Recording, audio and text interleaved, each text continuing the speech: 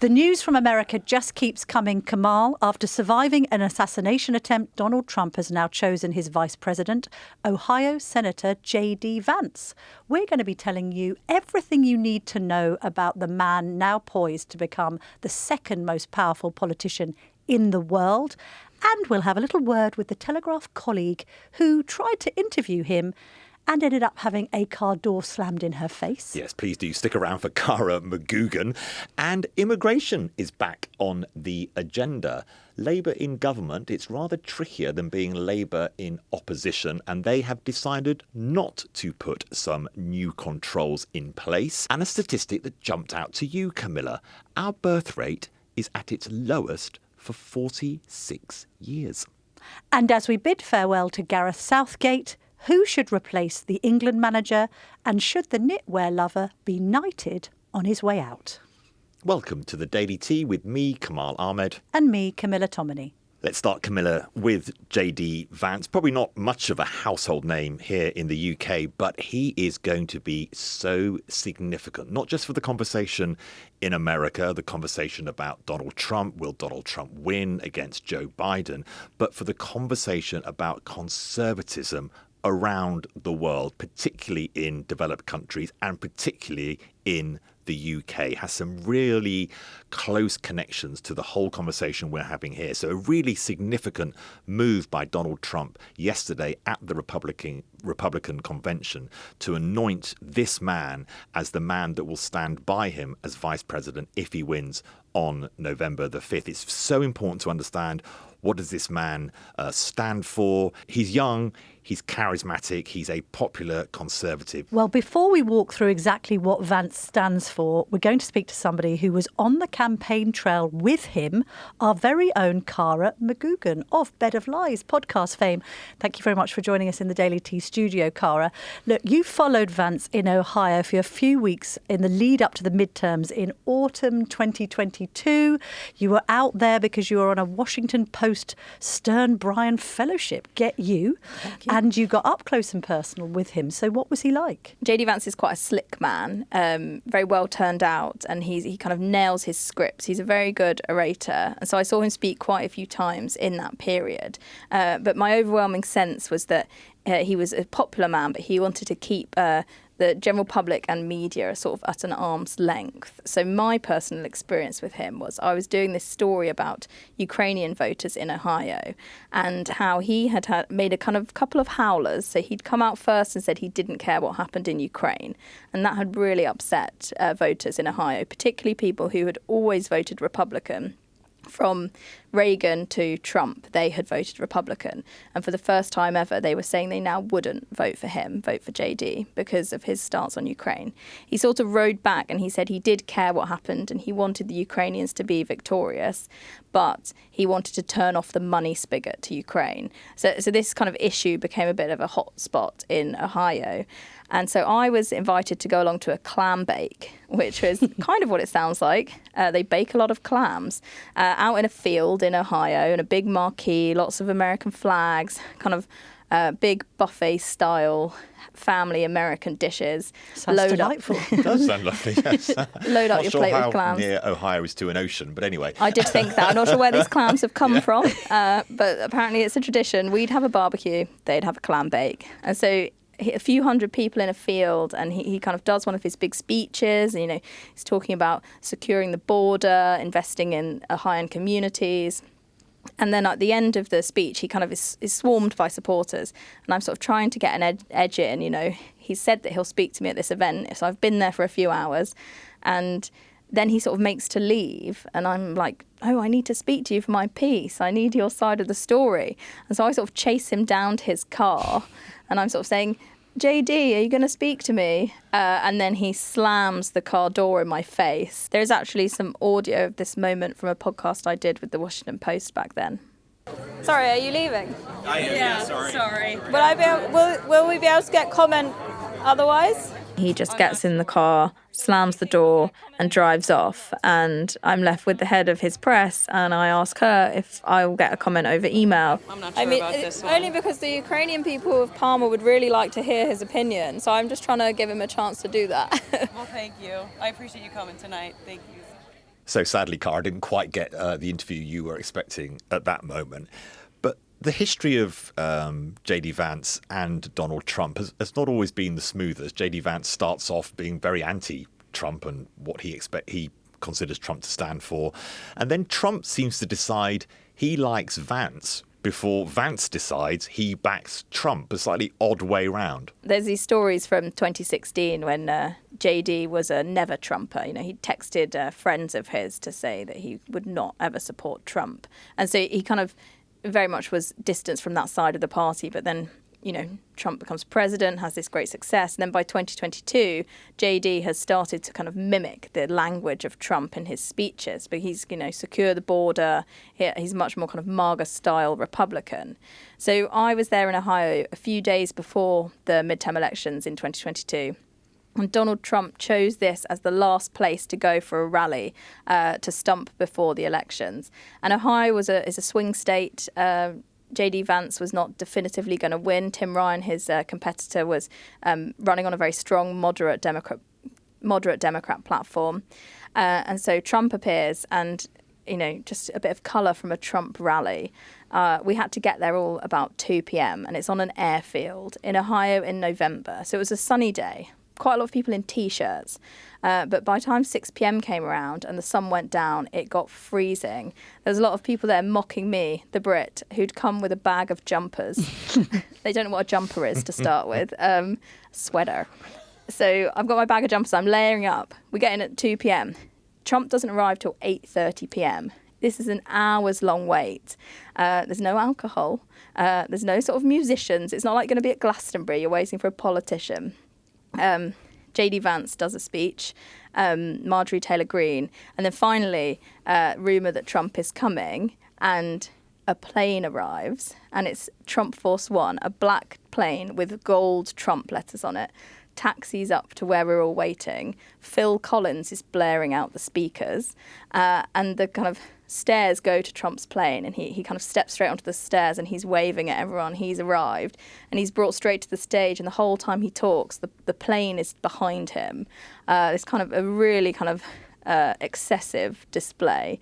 And then he talks for over 2 hours. Again, I find it hard to sit through a film for over 2 hours, let alone a kind of one-man monologue. But in that speech, he really supports JD. That's what he's there for. He's there to secure the Senate seat for JD, and he's chosen that his spot. And the whole time I was worried that he was actually going to announce his presidency at that event, because that had been rumoured before. Thankfully, he didn't, because I think it would have been quite stressful to be the journalist for the Washington Post on the scene for that moment. But it was Trump backing Vance that many people think got Vance over the line. So Vance owes his first governorship to Trump. Yeah, and then I was a few days later at the Republican Party election night event when JD won the seat. And in his victory speech, he spoke for 10 minutes. He thanked a whole plethora of people, his family, his local party, his team, and he sort of methodically went through all the people he was thankful to. The only mention of Washington was that we need new power in Washington. Obviously, Biden was president then, not Trump, but that's the only reference we get to the presidency. No mention of Trump. No thank you to Trump, who had shown up just days before to help support him in those final days of the race. All a bit orcs then. Their initial relationship, although now, of course, super pally Camilla, he's going to be my vice president. They speak almost the same language in politics. At the beginning, clearly there was some tension. Yeah, so JD has there's a question there of his real support for Trump. He was against Trump, then he's sort of supporting him, he's using that language, but then after this big event, he doesn't thank him. So there's a question of, does he really support Trump, or is this politically, it makes sense for him to kind of ride that train? Interesting. Political expediency. It's a powerful thing, Kamal. Cara, thank you very much indeed for joining us and sharing those memories. Wow. My goodness. Thank you for the trip down memory lane. Thank you. Kamal, now you've been doing your homework about JD Vance because you've listened to the last big speech he delivered before he was chosen to be Trump's vice president. This was at the National Conservative Convention in Washington earlier this month. former Home Secretary Suella Braverman also spoke there, and you found what he said really interesting. I think we're seeing finally a real framework for this new popular conservatism. Because if you listen to JD Vance and take apart his words and consider his words, you get so many of the same points that are landed here. So let's just go through that speech. First big point he lands is this idea that what he calls the US dream is declining, that the best years are behind us, that everything is broken. This is the first big offer to voters. And Frank Luntz, who's the big American pollster, he has put forward lots of polling evidence that 80% of US voters believe that America is divided. It's polarized. They feel negative, that the best years of the country are behind them, not in front of them. And if you looked at figures 20 or 30 years ago, that would completely change. People believed for many, many generations, particularly after the Second World War, that the best years were ahead of you. So that's the first thing they do.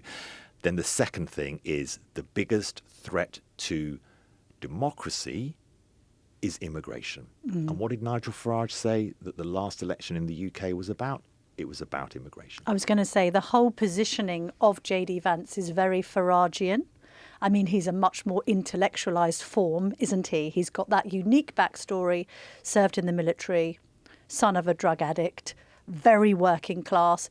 Then working class done good, goes to Yale University, prospers in the private sector before entering the political fray. What's also interesting about that is that juxtaposition of where he's coming from, because he's a committed Christian. I note that on his X, formerly known as Twitter profile, the first thing he describes himself as is a Christian. He says Christian, dad, politician, whatever. So he's socially conservative, but because he's from this working class background and very much wants to connect with that Rust Belt community that was summed up in his 2016 book, Hillbilly Elegy, he's also saying that he's pro increasing the minimum wage. He's pro actually unionism, which isn't a particularly big C conservative position to hold. So he's kind of being that clever thing of being a popular conservative who's trying to be all things to both sides. I mean, on one hand, he's this Yale graduate who's done very well academically, but he's also saying that he's against the elites and the establishment. This point about minimum wage and support for unionisation of workplaces, workers' rights, is this crossover issue, as you say, into what were traditionally seen as labour issues. And then if we move on to a bit more of the global stage, isolationism, this idea that home front first, look after your own people first, global interests second. And then this feeds into the anti-China that countries like America, according to JD Vance, have exported their power by allowing industrialization in China, which puts their own internal manufacturing industries at risk, like steel, for example, has been a huge debate in the States. And then move into Ukraine.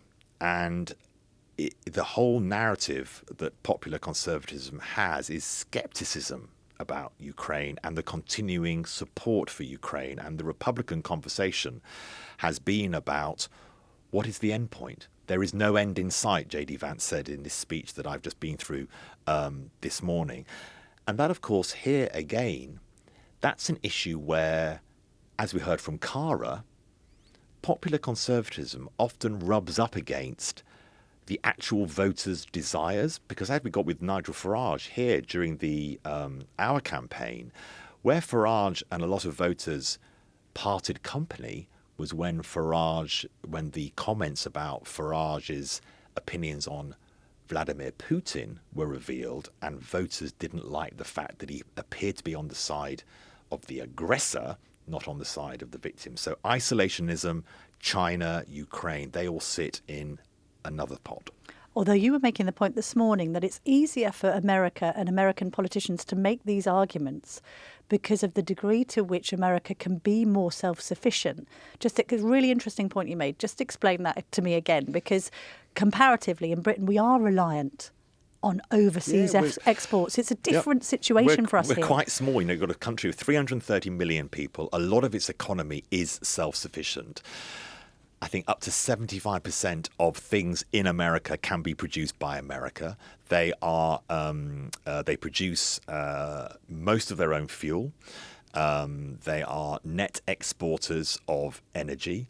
They have what's called a reserve currency. So the dollar is the currency for global trade. So their power is far more significant than a country like the UK, where we have to rely on what has been described as the kindness of others to fund our debts. We have to rely on fuel imports because we're a relatively small island. So these are easier arguments to make if you're in the United States than they are if you're in the UK.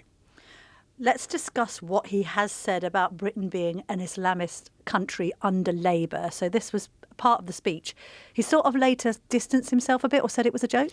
It's one of those things, Camilla. I think our younger, maybe our kids would call it joke not joking type of style. You've sort of made a point. Yeah, half joking, not really. Yeah, you've made a point, but actually what happens is that then gets clipped up. You've connected Labour with Islamism, and whether you were joking or not, the point is made.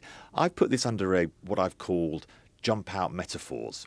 They use cleverly the popular Conservatives' way of campaigning, of using things that are really memorable. People will remember he said that. And in his speech, he uses another one where he talks about China's role now. China, a country that is a competitor to the US that we've got to battle. He said, allowing China to build things that America needs to build is like the Allies allowing Germany to build our ships and weapons in the 1940s.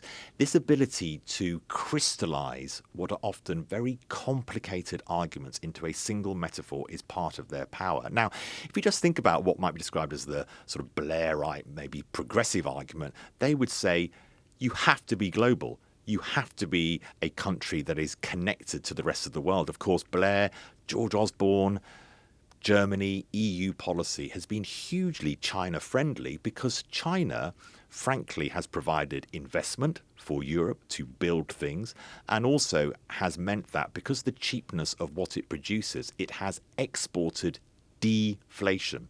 So the reason that we have been through such a long period of no inflationary pressure, no prices going up, is because China has been the global engine of growth by producing cheap products for Western consumption. So although very powerful arguments from JD Vance, economists would often argue, yes, okay, that's fine, but if you reshore all your production, prices are going to go up.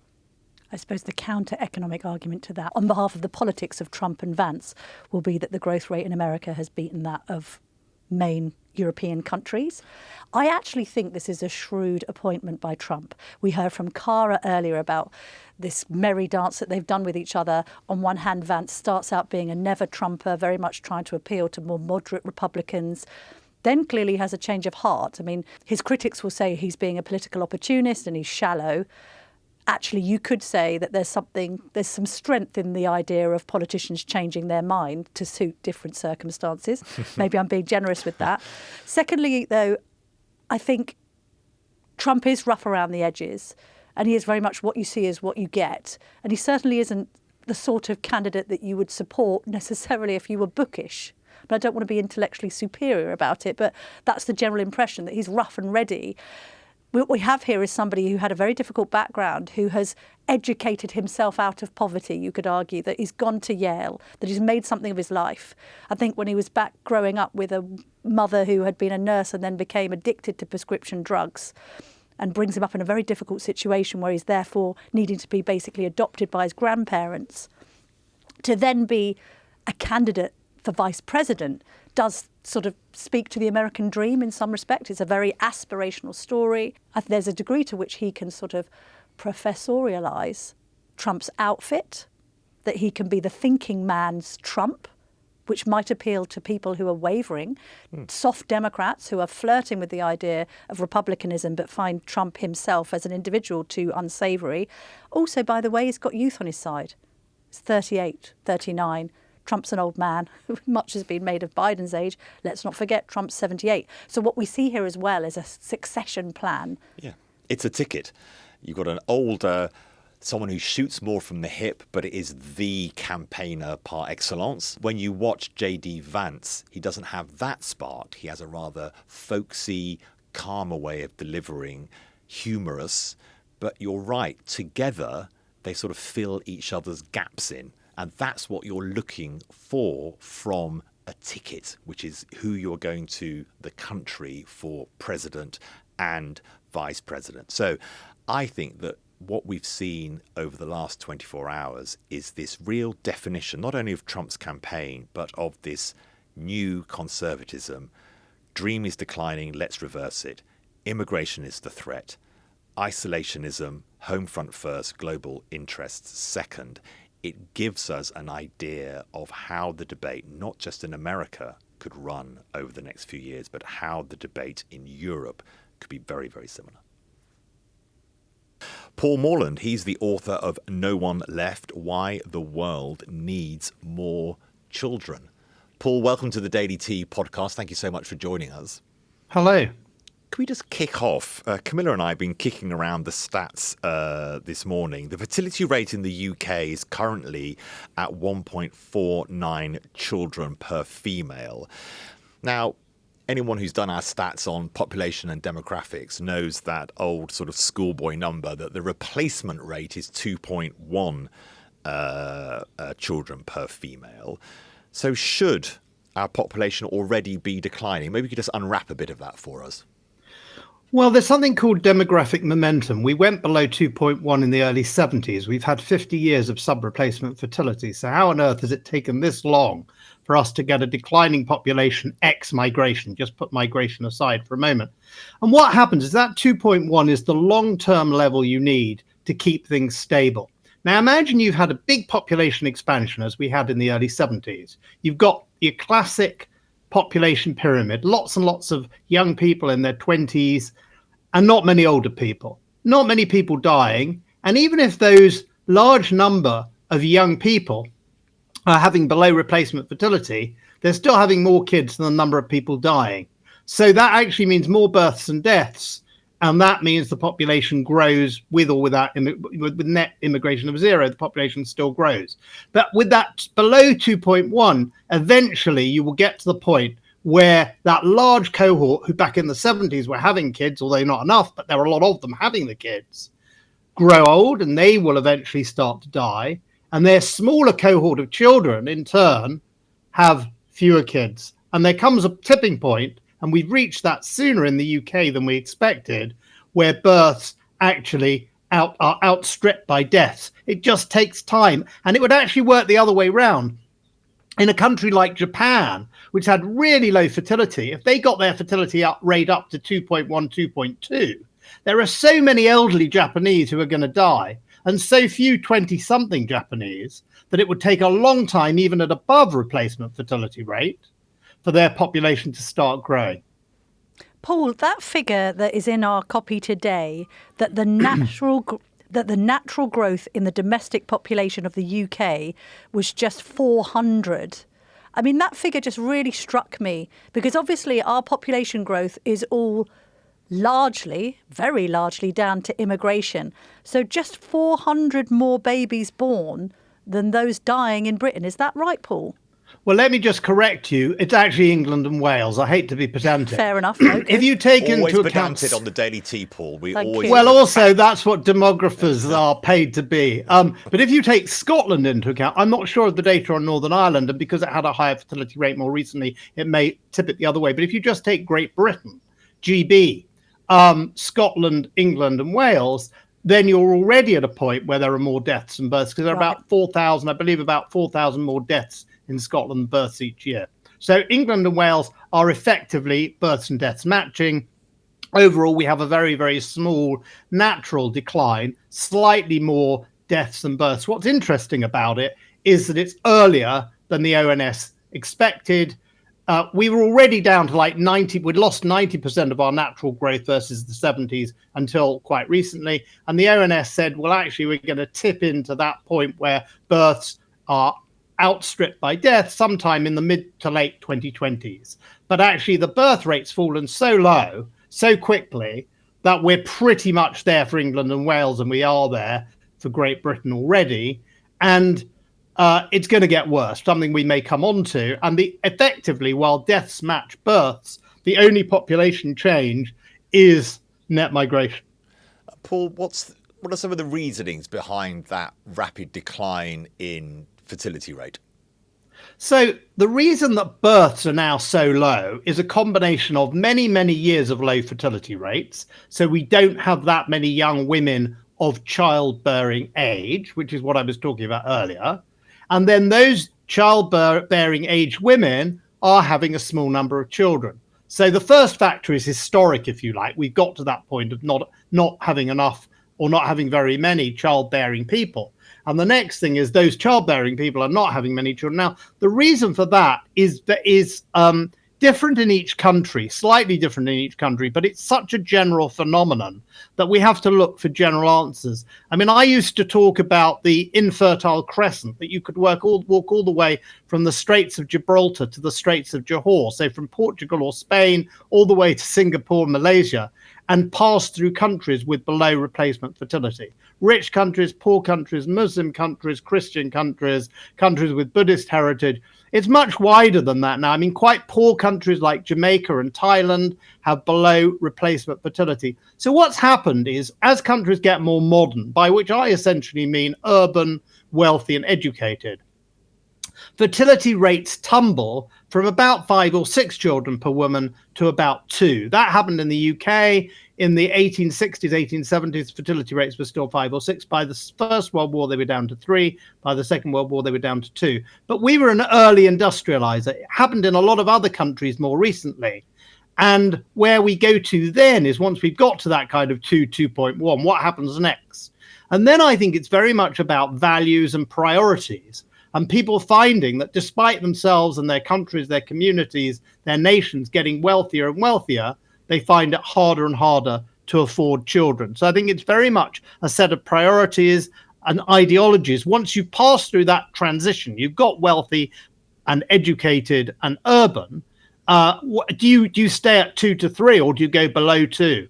And that's where we've got to in much of the world. And I think it's about values and about priorities. And it's actually now hitting even quite poor countries. Paul, what's interesting as well is that I think your research suggests that even if you might want to cite the cost of living crisis, not just in the UK, but around Europe and beyond, and suggest that actually childcare just isn't good enough. You know, women aren't incentivised enough to have children and have them looked after in a subsidised way that makes working worthwhile. I think there's lots of couples you could speak to nowadays, particularly millennials or Gen Zs, who are like, I'm not sure I can afford a home, let alone to fill it with kids. But at the same time, Paul, I think your research, correct me if I'm wrong, reveals that even in countries where childcare is heavily subsidised by the state, it hasn't made that much difference to fertility rates. Well, I think this is about housing and childcare, and I'm very conscious of these subjects. I've got children who are of childbearing age, and 2 of my 3 children have already had children. So I'm very conscious of the pressures that young families are under. But there are 2 things I would point out. First of all, I've already said the paradox that richer countries have fewer children, that countries that get richer and richer find it harder and harder to afford. Secondly, even where housing is relatively cheap, there are some parts of the UK, large parts of Germany, much of Southeast Europe, housing is cheap, fertility is rock bottom. In many parts of Europe, including Germany and the Baltic states, childcare is very subsidized, fertility is still rock bottom. So although I do think we need to address those subjects, I don't think that alone is going to turn the corner, because where those are not issues, people are still having very small families. And it's interesting in the latest data that one of the highest fertility regions is London, where, of course, housing is way more expensive than anywhere else. So I don't dismiss these issues. I don't say we don't need to deal with them, but I don't think that alone is going to change the fertility rate significantly. Paul, what are the dangers? I'm not sure what the solutions might be, Camilla. Maybe we could talk about that. But Paul, what are the dangers of having very low fertility and ultimately population decline? Well, I give Japan as an example of this because Japan is far ahead of others. It had a low fertility rate, slightly ahead of ours, below replacement, but it's been much lower than ours for a long time. So they've kind of built in worse problems than we have, even though now our fertility rate's not much higher than theirs. Now, what have you got in Japan? When Japan got to 100 million people back in the 1960s, it had about 7 or 8 workers for every person of retirement age.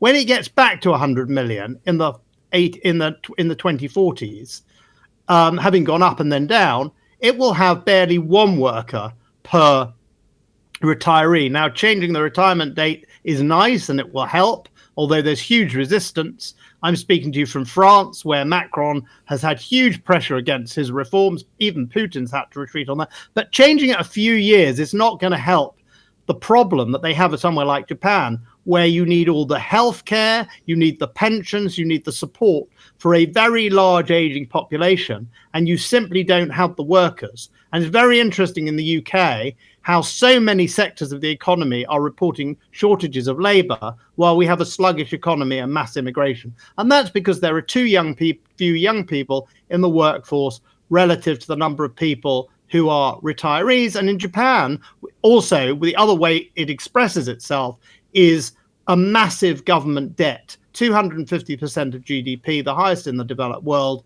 more than twice our level. So we could well have fiscal collapse, a point where governments simply can't finance themselves because of this. We'll have labour shortages throughout the economy, and I think the outlook will be very poor. Paul Morland, thank you very much indeed for joining us from France. Thank you. Thank you. Do you know what I think and what is to blame for this? Everything coming in 4s. So as the mother of 3, I'm in a family of 5. It's really inconvenient. You go to the supermarket, you get a packet of, say, chicken escallops.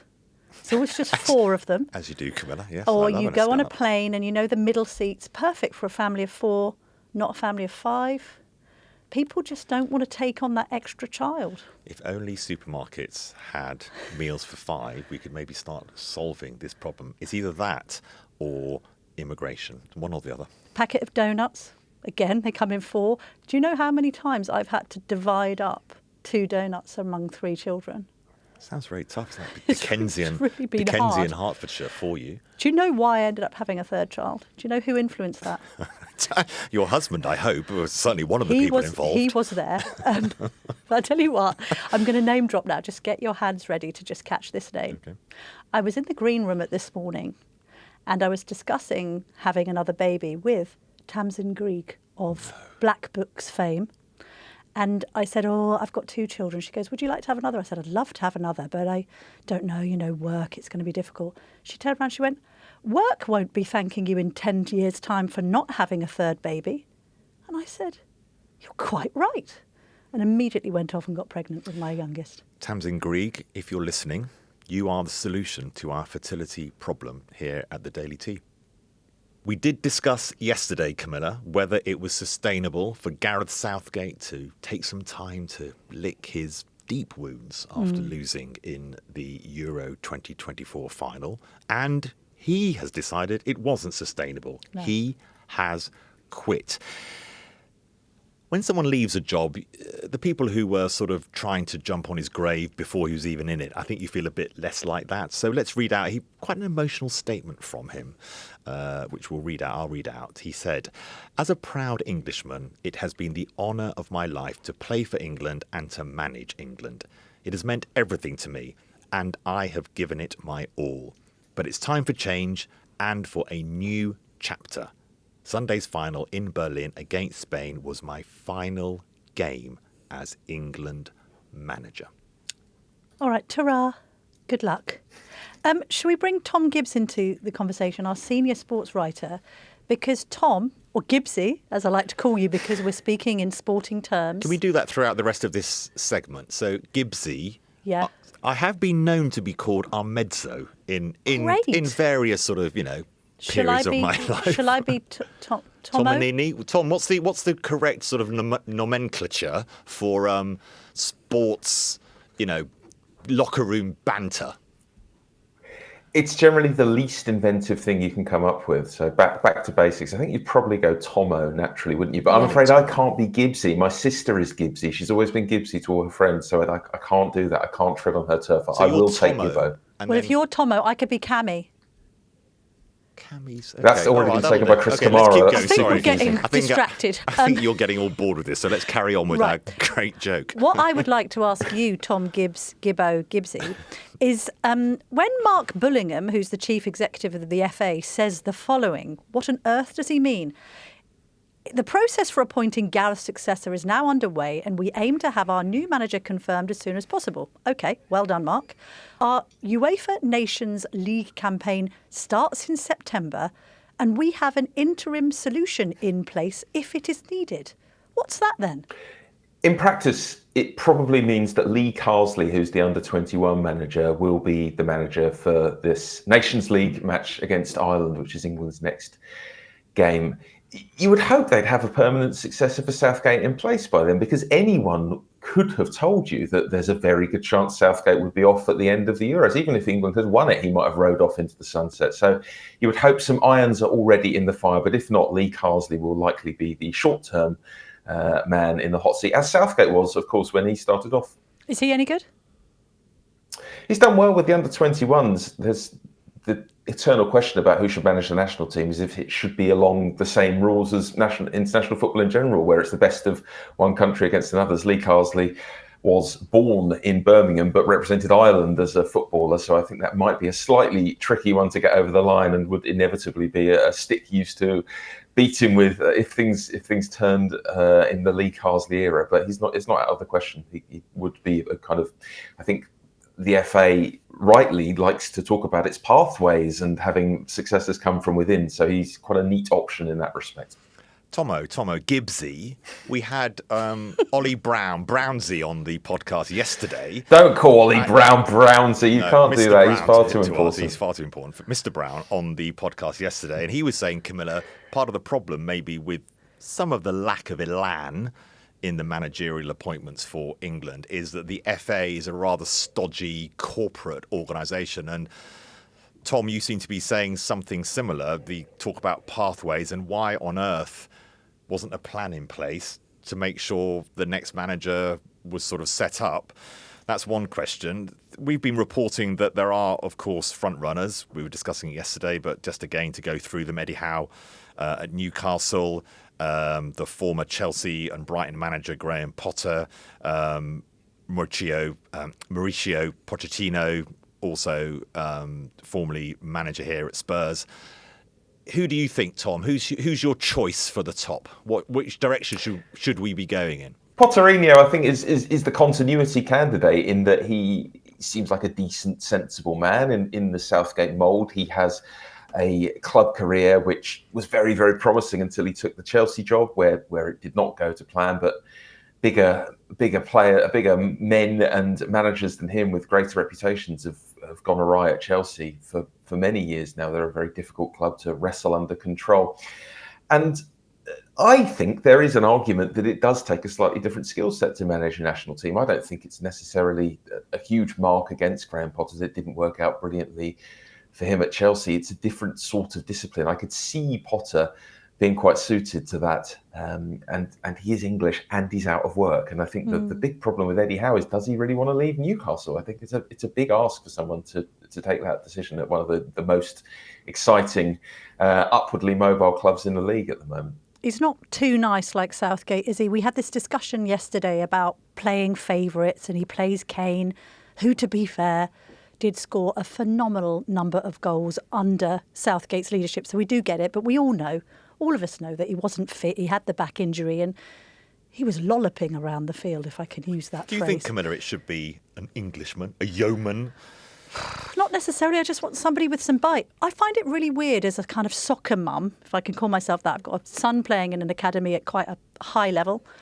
His under-14s team won the Junior Premier League this season. Just want to put that out there. Another award for the Tominies. Award for the Tominies. Do you know what? It's so brutal. Children's football is absolutely brutal at academy level. If you aren't up to scratch, you aren't played. If you're injured, you're on the bench, you can drive halfway across the country and only have your child play for 10 minutes if that's the way the manager wants it. And yet in the national side, we've got Southgate playing favourites rather than applying that grassroots brutality which is needed in order to field the best side you've got. I just found that a bit weird. Tom, are you an English? Do you back the English? It should be an English manager? I think so. I think it was such a joy being out in Germany and watching football unsullied by some of the tedious stuff we have to think about with the club game, about profit and sustainability rules. And when you can engage with it in a more purist way, when you see big groups of people coming from across the continent to come and cheer on their lot against the other lot, there's something very beautiful about that to me. And I think the manager being part of that country as well should just be part of the rules in international football. I think our Mezzo is going to just take a slightly different track on this. Yes. I think it is important that someone has managed in England. I think Capello struggled because he came in and I'm not sure he knew much about the English system. I think someone who's managed here, if it was Jurgen Klopp or Pep Guardiola or Pochettino, who has been in the system, understands the English players, I don't have a problem with that being a person who could then manage England. No, maybe not. I mean, I just want somebody with a killer instinct who can actually win finals. Serena Wiegmann of the women's team. Should we have, she's Dutch, to be really political correct about it, a bird-in? She's done well with the Lionesses. Tom, you said in a previous podcast, I remember this because it's stuck in my mind. You said, well, the quality of a manager like Serena Wiegmann. You actually cited her as an example of a great manager with some silverware. Thank you very much. That would be an incredible thing to do, wouldn't it? I'd be fascinated to see how that would turn out. The England team and the FA have talked such a good game about inclusivity and their progressive values. You wonder how quickly, if things were going badly, some of those more old-fashioned attitudes, which I think are probably far more prevalent in top-level football than the tweets might have you think, the official club statements might have you think. I'm sure they'd surface quite quickly were it Serena Wiegmann in charge. Much like Eddie Howe, though, it's quite a big ask for her to let go of this team that is arguably going to be more successful than the England men's team in the Lionesses, who've got a chance, of course, to retain the European Championship they won just next year. OK, we've had Tomo is going for Graham Potter. Kamsi, who would you plump for? You got the casting vote. In the FA, you're amongst the Blazers. You have 2 bottles of claret in. Who's it going to be? You're going to hate this.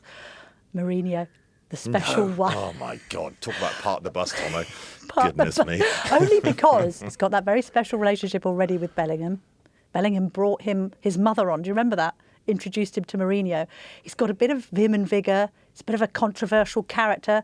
He could tear up the FA and all of their orthodoxy. Just would be good for copy, wouldn't it, Tom? You're with me, Gibbo, aren't you? I mean, you're going to have a hard day breaking that to the poor fans and people in charge at Fenerbahce, where he's just taken up his new job. But seems unlikely, doesn't it? If you want to have that conversation with some of the most ferocious football fans in the world, please go ahead. Should Southgate be knighted, chaps? I don't think he's quite reached the bar, to be honest. But I must admit, I do feel now he's gone. He's hit the bar. He hasn't reached the bar. I don't want to be one of those kind of awful negative, armchair pundits, saying no. Come on, we're all that miserable person. Yeah, no, we're all slightly like that, all journalists. But I don't think he's quite reached the bar. I think a knighthood should be, if he had won, then 100%. Tom, should he just be kind of insulted with an OBE? He's already got an OBE. Maybe he needs a CBE, or should he have a knighthood?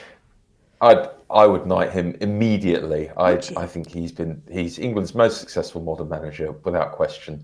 Sir Bobby Robson was knighted. Gareth Southgate's record is far better than his.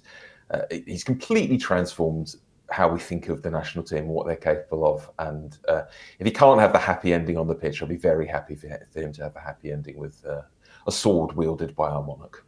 On that generous note, thank you, Tom, for leaving us on an up note, not my sort of sourness around the knighthood. Thank you so much, Tom. Cheer up, honestly. Just bloody cheer up. Thank you, Tom, as ever. Wonderful. That's it, Camilla. We've done America, we've done fertility rates, and we've done sport. Meet me outside the office for a few keepy uppies. Be back tomorrow. 5 o'clock.